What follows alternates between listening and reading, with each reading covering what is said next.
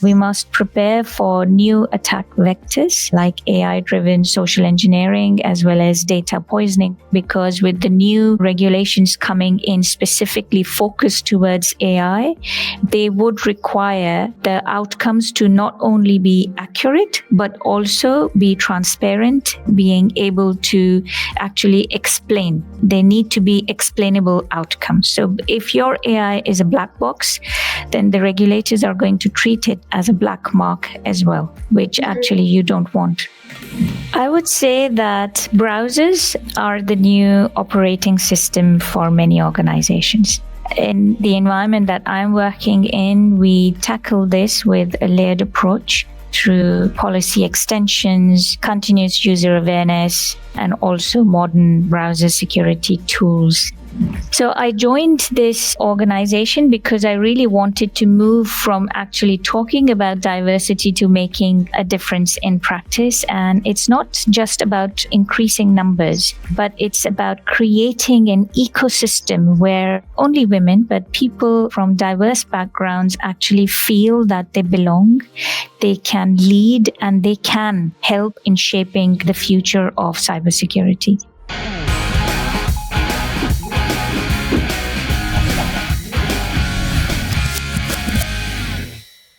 Hello, everyone. Today, I have a privilege of interviewing Sabika Ishaq. She's a CISO at Thornton Luxembourg.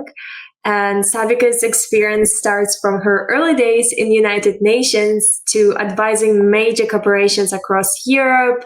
And as a president of Women Cyber Force, she's reshaping not just how we think about cyber defense, but who gets to lead those conversations. So welcome to the show. Super excited to have this conversation.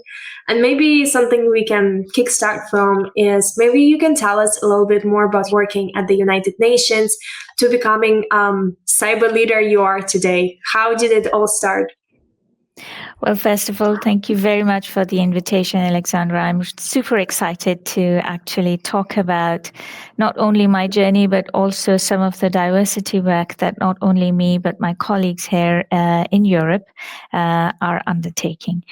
So coming to your question, how my career started. So I began my career, like you said, at the United Nations, where I worked on large-scale development projects. And it was there that I witnessed firsthand how technology can actually make a difference in vulnerable communities, because we saw that how we could use technology to provide basic necessities to those people who were stranded in areas that were struck by natural disasters, like earthquake, for example, or landslides.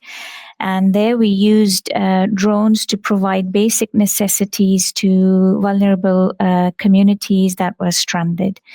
So that's how I became fascinated by the intersection of digitalization and how you build trust in your wider communities, which of course naturally led me towards risk as well as security.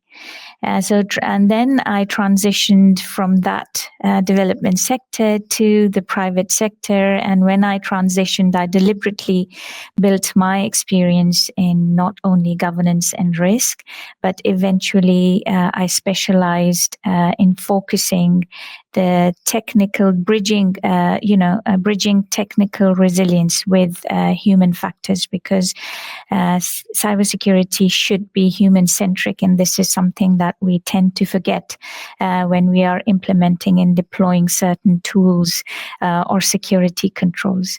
So it's been a rewarding journey, because blending a global perspective with deep technical and regulatory practice has been truly rewarding.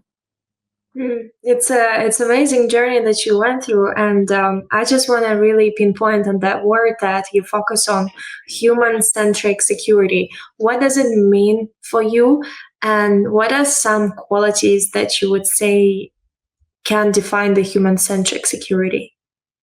That's an excellent question. Sometimes when we are thinking about cybersecurity, we are only thinking about building a fortress of security controls around our organization or our infrastructure. But we tend to forget that no matter how strong that fortress is, it's just that one click from your users that can bring that fortress down completely. And we see a number of examples around us where a human element has brought about the fall of controls or just a very small vulnerability that has been exploited because your workforce was not aware of a certain security practices that they should have been aware of. So this is just very, basic example that I've given you in terms of how humans can play a major role in actually reinforcing your controls that you have put in place. And that is what I practice in my professional career as well. I always say that security is everyone's responsibility within an organization. It is not only an IT issue or a cybersecurity issue. It is an issue at an organizational level. And it should be a top-down approach coming from the management right down to the people who are working at your reception, for example, because they are the first line of defense when you talk about cybersecurity. So having that secure culture ingrained in your organization is the key towards having a resilient security posture. Do you think, let's say we are talking about head of security that just joined a company, and I really do think that there are two school of thoughts. You mentioned about top down, but can we always assume that there should be some belief from the bottom as well about the cyber culture, or it always has to be from top down approach? So the reason why I said top down is because you need to have the endorsement from your top management to actually implement a certain security awareness culture that you bring in as your cybersecurity strategy within an organization. But then, of course, that does not mean that you don't work actually with the business lines within the organization or with different teams that are working with different tools, for example, within your environment. So it is essential that you use the user feedback to implement certain security controls, because at the end of the day, you do not want those controls to be a hindrance in the work environment of the users. You want the security controls to actually help them. And how do they understand that these controls are helping them is by sitting with them and making them aware how these certain initiatives that you are putting in place would actually augment their work practices rather than hinder them. I think it's very thoughtful reflection that every cyber leader has to go through. And you've been in this space already for a decent number of years. What do you think really changed in your thinking throughout these years that you thought, okay, I wish my younger self started doing it earlier when it comes to whether it's awareness, adoption, or something that you think really changed in your mindset as a security leader? So I would say that, my multidisciplinary background, it has really shaped how I have evolved as a cybersecurity professional. Because, when I was working at the United Nations, it instilled a very systemic, stakeholder driven mindset. So I don't see cybersecurity as a siloed IT problem. Like I said, it is not a back end IT problem anymore. It is a problem, or it is an issue or a topic that should be addressed at all levels, including the board level, including the business unit level, including your teams, including every member of your workforce. And I think I see that as the reason why I see that in that way is because trust and resilience issues really impact not only the workforce and the people who are working within your organization, but actually the wider communities and thereby the economies that you are working in. And so therefore, I think that mindset helps to design solutions that are not only usable, but also they are culturally sensitive, because you're working in a number of different environments, and they are resilient against both malicious actors and also human errors, because you see from different perspectives. And therefore, it's not only my practice as a cybersecurity professional, but also when I have looked at it from the angle of building diverse teams, you actually have multi-perspective team members who are able to spot those blind spots earlier on and have a proactive approach rather than a reactive approach. So then, the perspective of security completely changes. And then you think about having cognitive diversity where people think differently, that are equally critical as the technical controls that you're putting in place. It looks like security really has become the team sport rather than the solo player. And I think it's great to see this change because, as you rightfully mentioned, right now so many people coming from so many different backgrounds.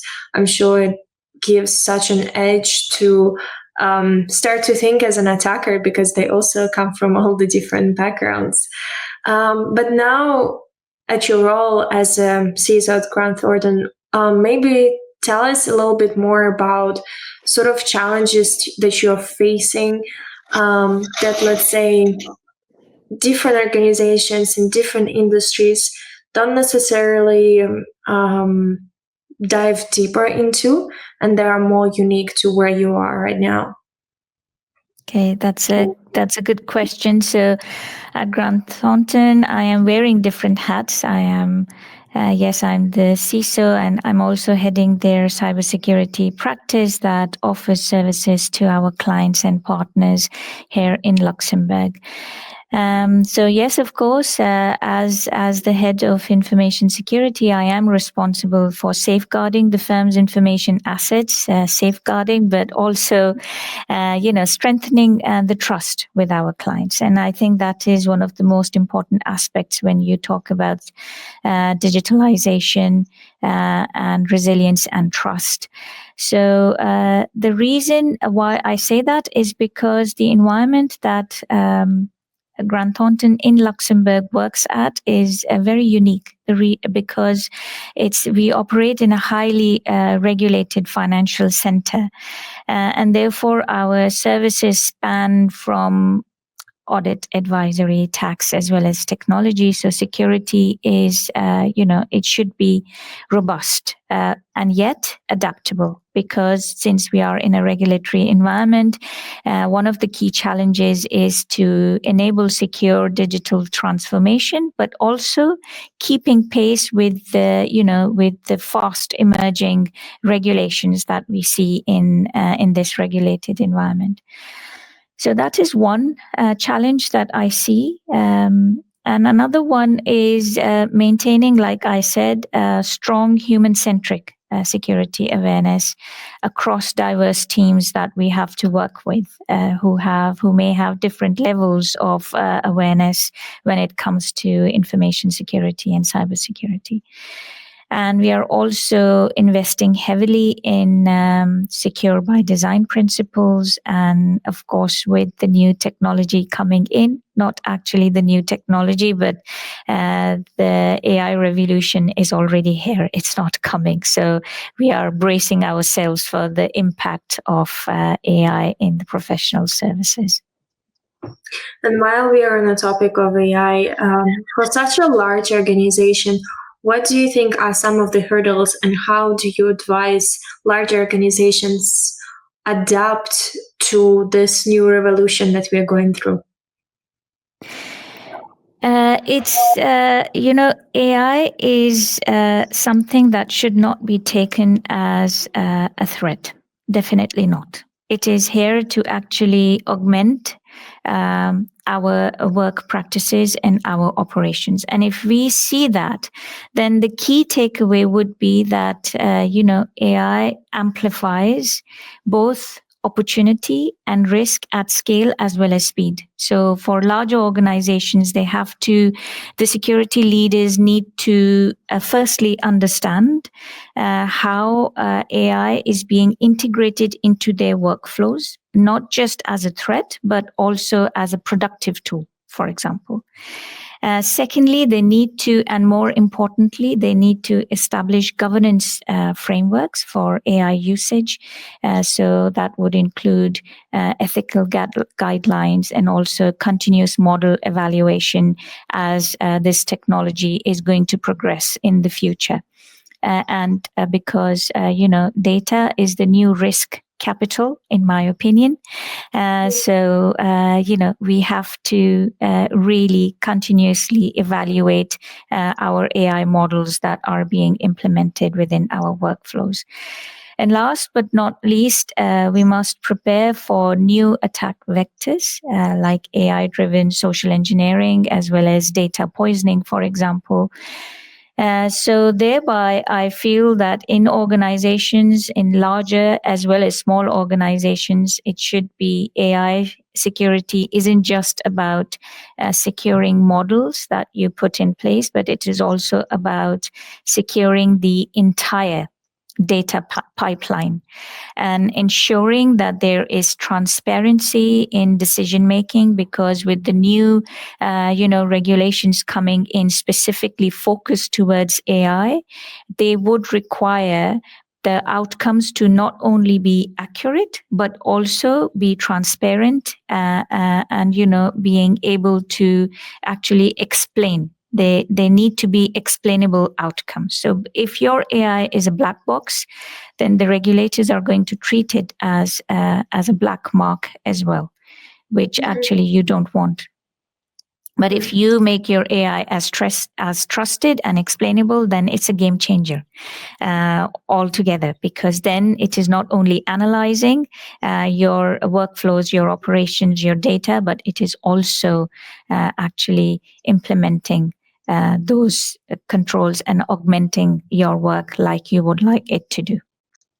Yeah, I think transparency is super important when it comes to AI adoption within organizations. And I was just reading this article from Harvard Business Review where they were talking that all the emerging AI models, as they compete for market share, what they're competing for is the customer data that they can lock in. So as a response, a lot of companies, they start to build their own models to sort of do their own work within their organizations.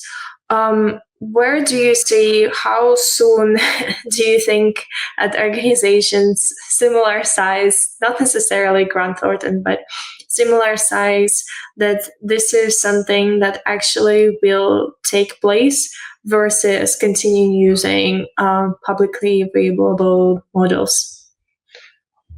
That's a very good question. I feel that, it's not about when the organizations should start using technological advanced tools like AI and machine ML models, machine learning models, but it is how they should use it. because it is according to the need of the organization. And this is something I think the security leaders and the professionals, financial professionals who are looking to use these tools to actually help them in their operations should understand. It is the difference between integrating these tools within your workflows to actually understanding what these tools are going to do for you and how they are going to help in your operations. And when you understand that, that is when you get onto the journey of actually liaising and having that cross-functional collaboration within the organization as a whole. Because like I said, deploying a tool like AI is not just an IT issue, it's an organizational topic. So it is not a siloed IT problem. In terms of choosing which tool to implement, because there are a number of tools that can offer you different specific models that you would need within your organization.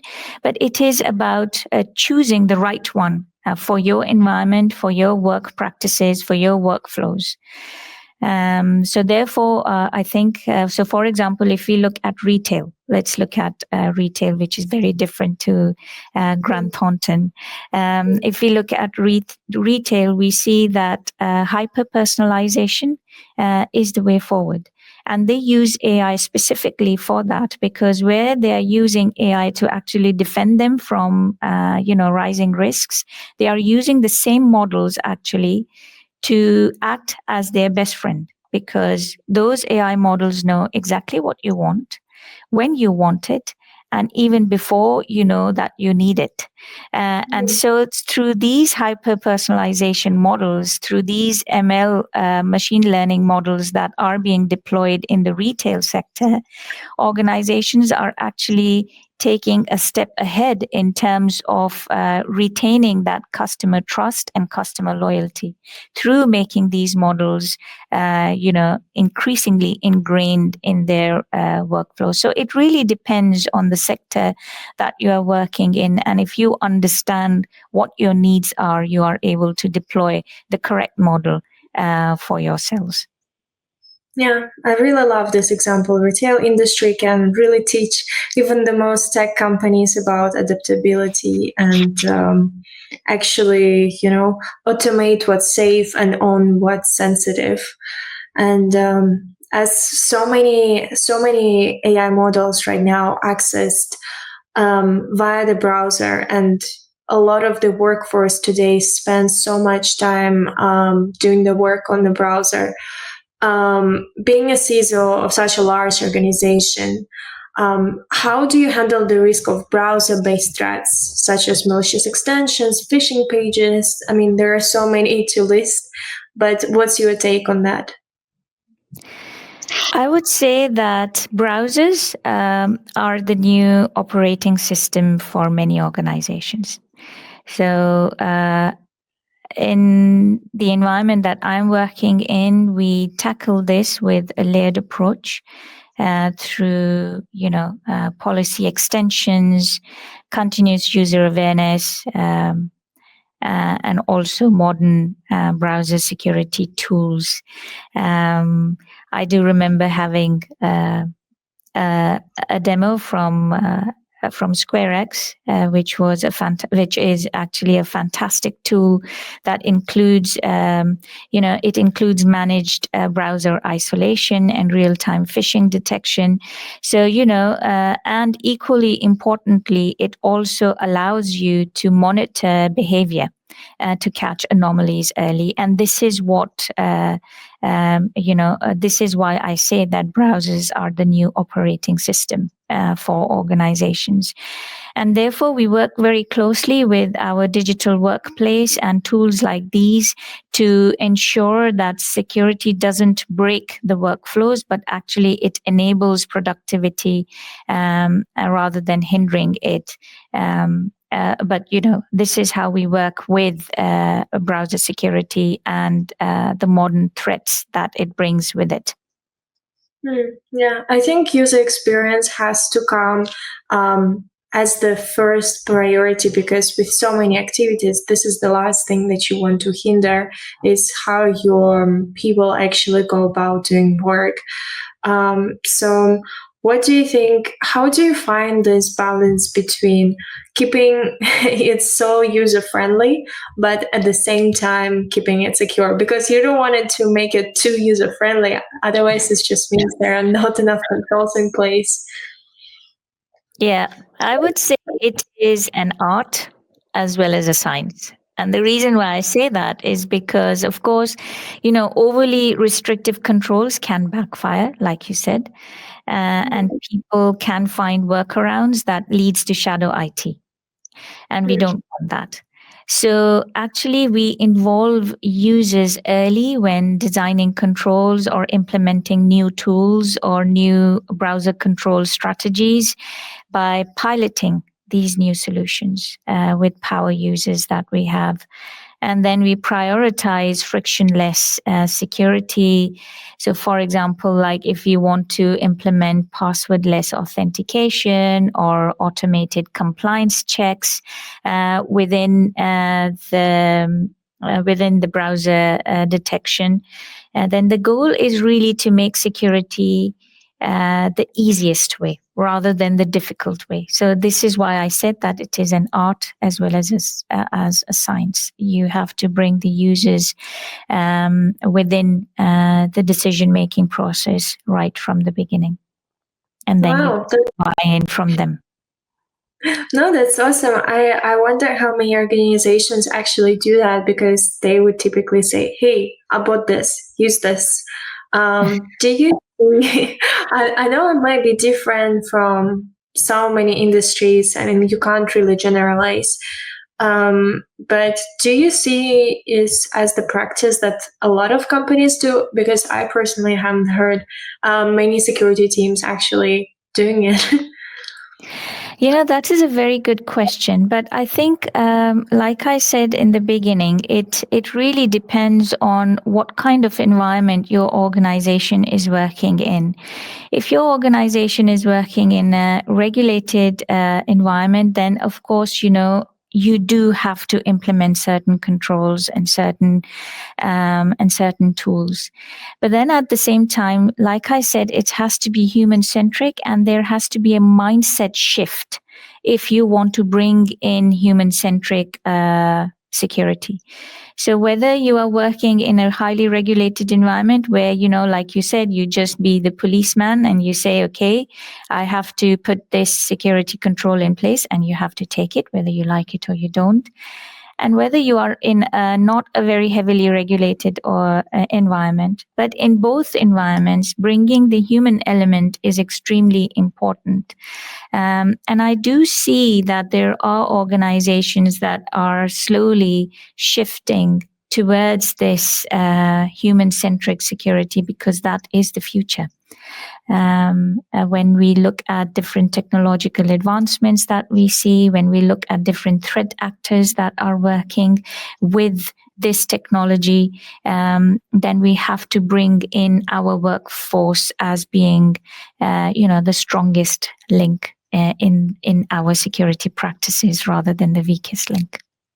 Yeah, and I know you were actually once quoted to say, in cybersecurity, preparedness is your superpower.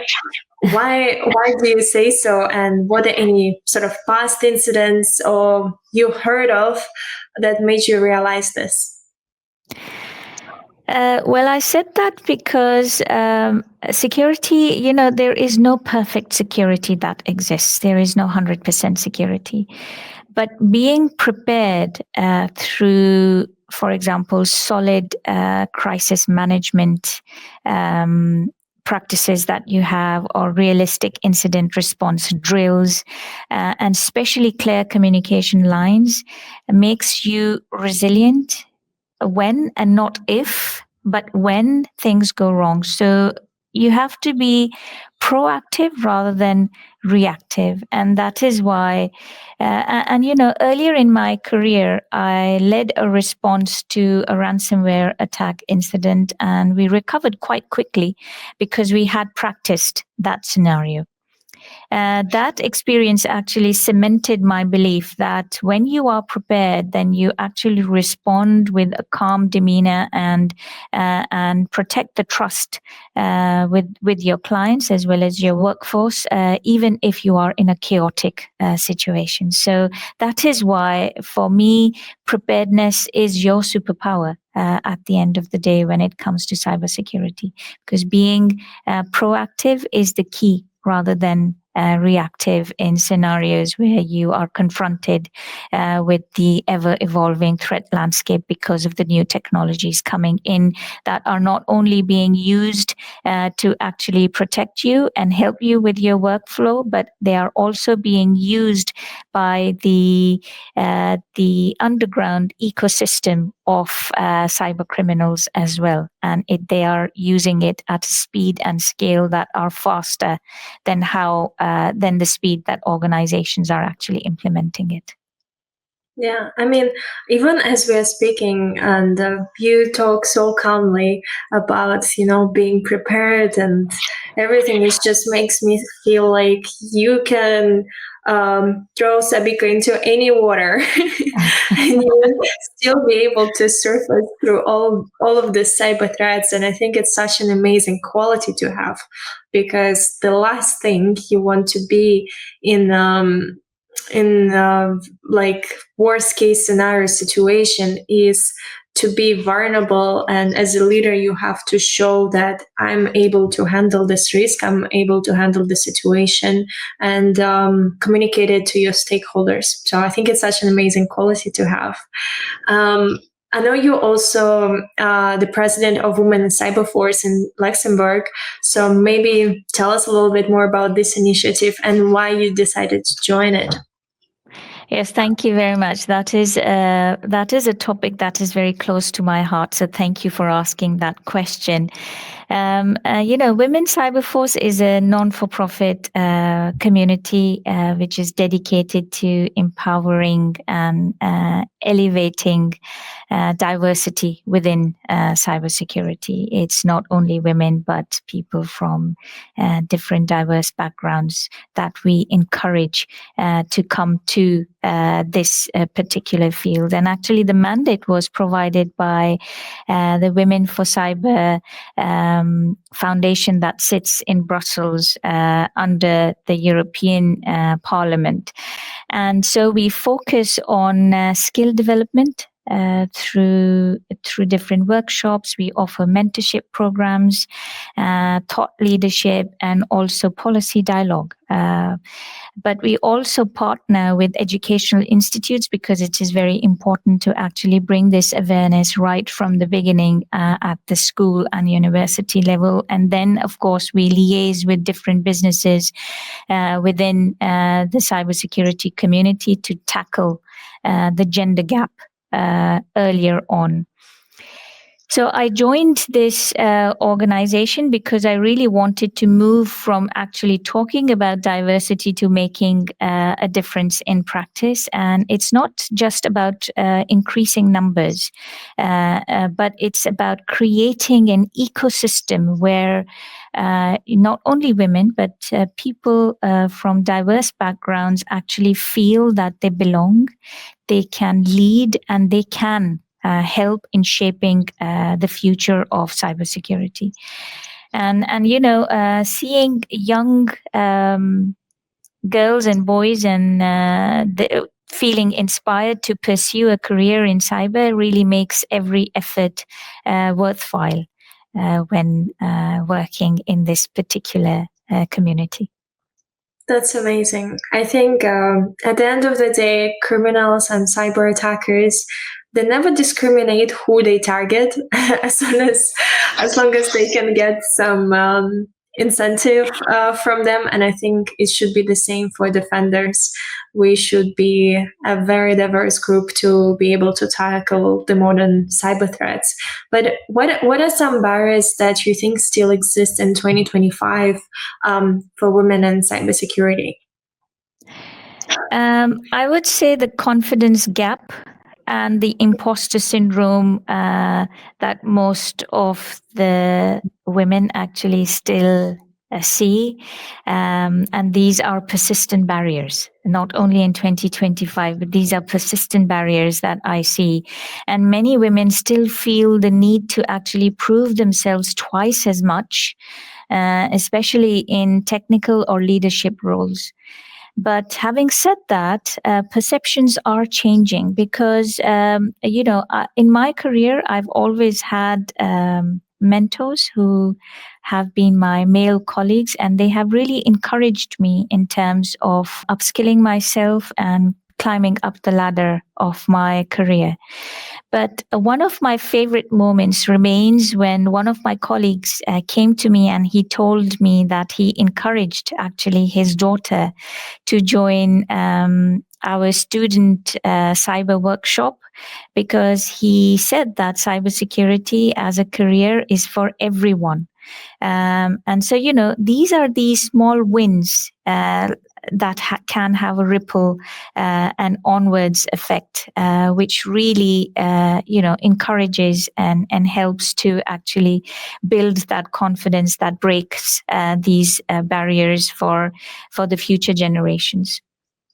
Yeah, I think that's amazing. And as early people can start learning about the space and the field, I think the earlier they can go ahead and accomplish the biggest things in their life. And it's just amazing to see, more and more people becoming part of this community. And it's always great to see this growing, evolving, thriving. What one piece of advice you'd give to security leaders looking to introduce more diversity into their security programs? Yes, that's a very pertinent question, and the reason why I say that is because every security leader should start by creating a culture of psychological safety. And the reason why I say that is because diversity isn't just about hiring different people. It's about ensuring that they feel heard and they feel valued. So through deliberate mentoring and sponsoring, we must bring this underrepresented talent forward. But we should also challenge, and this is something that I really focus on in my leadership role that I have currently, is that we must challenge how we write our job descriptions because, having that kind of inclusive language would attract diverse candidates for the job openings that you have. So building that culture of diversity is not enough, but actually practicing it where you make sure that people are feeling inclusive as well is extremely important. What do you think? I'm just thinking, what would be an example of sort of inclusive language? Because I feel like I'm so colorblind when it comes to job description. I just feel like, okay, it's friendly for everyone, but what if it isn't? How do you really distinguish something that is more inclusive versus that isn't? I think because, when you look at job descriptions, and this is something that I have seen, being talked about at a big scale on social media, like LinkedIn, for example, which is something that we always look at when it comes to job descriptions or job openings. And one of the aspects that I see is that, when security leaders are asking for an entry level position, or a junior position, they would always list certain points that actually does not apply. It's not applicable to a junior position. It is applicable to someone who may have had experience prior to actually joining as a junior or an entry level person. So, in terms of having certain kinds of certifications or certain kind of experience, that is something that we need to be mindful about, because when it comes to attracting diverse talent, specifically in the case of women, I can tell you that if they are unable to tick all the 10 boxes, they will not apply for the job. So, there was this example where one of my mentees came to me and she said that I would like to apply for this job, but I don't tick all the boxes. I only tick probably half of them. And I said to her that, but you are capable of actually performing all the elements that the job requires you to do. So just go for it and apply. So, she did apply, and at the end, she got the job. So the thing is that, until and unless you have someone to guide you, you would not apply for the job. So this is what I mean by having inclusive language where you do not, put aspects in the job description that are not necessarily applicable to that level of your position or the job that you are looking for. But it would actually, the language that you're using might overthrow someone feeling that no, they're not qualified enough or experienced enough for that position itself. Yeah, and it's such an excellent example, because even right now, as I'm speaking to so many junior people looking to enter the industry, and they're like, well, I have only 9 out of 10. I don't think I'm qualified. And it just makes you think, oh my God, like it makes it so difficult. We already create certain barriers in our head before we apply, and then there are additional barriers. So I think it's amazing to have mentors such as you. Like when you go through such process, because cybersecurity is such a hot industry and at the same time very challenging to enter. So I think it would be amazing to see more and more diversity in this space. I think we're definitely going to be more cyber resilient if we have more diversity. Absolutely. And I think it's not only a very hot topic, it's a very diverse topic with different domains that requires, like I said in one of the questions that you asked, Aleksandra, that, you need to have not only diversity in terms of gender diversity, but also your cognitive diversity. Because you would be surprised to know that, when you have different talented individuals in your team, they would bring such different perspectives, even if they're coming from diverse backgrounds who have actually transitioned into cybersecurity. They would bring different perspectives to the table that are invaluable. Absolutely. I think this is very true. And some of the best companies out there, they were built with people that weren't necessarily started from cybersecurity. So I think this is amazing for everyone that's going to be listening to it and finally going through that barrier and applying for that job or whatever they want to do in the future. So we have this little transition, Sabika, on our podcast, where typically our previous guest would ask questions to our next guest. So our previous guest asked this question. What's the most overlooked cybersecurity risk today that we have not seen or will become very critical in the next 3 to 5 years? That's an excellent question. And I would say that trustworthiness of machine-generated content is something that I see would be a risk that may be overlooked. Because, with deep fakes and AI generated misinformation that we are seeing maturing at a very fast pace, organizations should be prepared and must be prepared for a world where verifying what's real, whether it is voice, video, or email, will actually become a daily security challenge. Yeah. I think we should circle back in 3 to 5 years and look through, how big of the risk it become and how good we were to combat it. Yeah. What question would you like to ask to our next guest? I would say, we have spoken about organizations and how organizations actually prepare themselves. So maybe I would ask, how are you preparing your organization to build trust in the age where human and machine identities are increasingly being blurred? Wow. I feel sorry, almost sorry for the next guest. This question. It's a difficult question. It's a difficult question, but I don't think we allow to have easy questions in such a busy industry. So I just wanted to say thank you so much, Sabika, for this amazing time. I think our listeners gonna learn so much, whatever background they're coming from, whether they're boy, girl, woman, man.